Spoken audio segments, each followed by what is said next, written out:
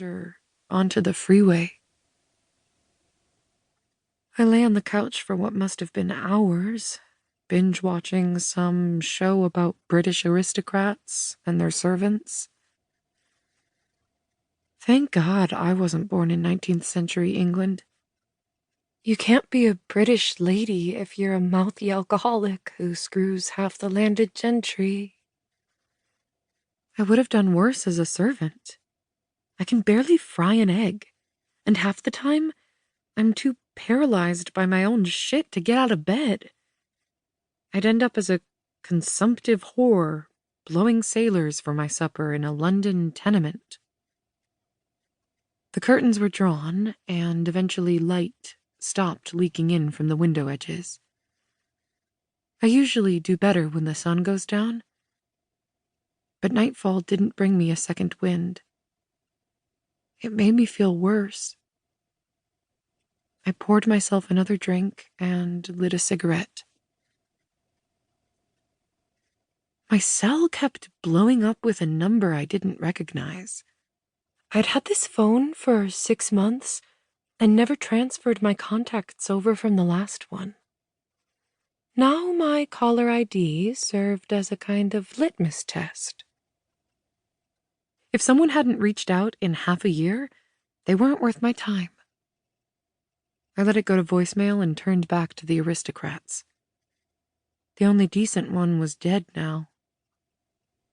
This show was making me tired. There was a knock on the door. Probably the neighbor coming to tell me her baby couldn't sleep because I make use of my electronics. I ignored it, took a swig of whiskey and lit another cigarette. Then whoever it was started pounding. "Margot, open up," said a loud tenor. The voice was familiar, but I couldn't place it. His tone had an edge of desperation. Could it be that cop from last week? A wave of dread flowed through me. My hands started shaking, and a clump of ash fell on the couch. If I kept very still, maybe he'd think I wasn't home and go away. No, the TV was too loud. He knew I was in here.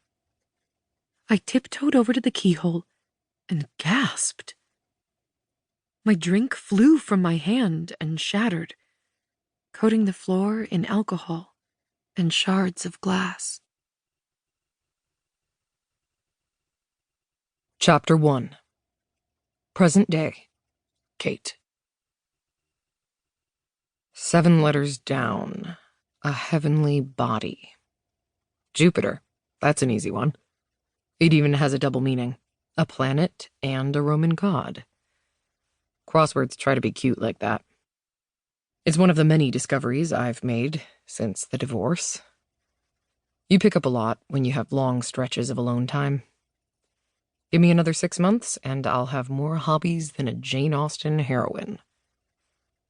The appointment alarm on my phone buzzed with a 15-minute warning. I looked down at the small screen. A new client meeting with some guy named Starling. The name sounded familiar, but that was about it. In moments like this, I wished I could afford a secretary. I grabbed the 3 half-filled legal pads at the end of my desk and started flipping through pages of my barely legible scribble. I make up for my lack of organization by being a pack rat. My drawers are filled with half-used notebooks with tidbits from different investigations. When a case gets complicated, I rip out the scrawl and stick it in a separate folder with the client's name written in Sharpie. It's not exactly the Dewey Decimal System, but after 36 years of flaming ADHD, it's the best I've come up with. And frankly, I'm competent, despite my shortcomings. I'm a better-than-average PI. In another life, I was a damn good detective.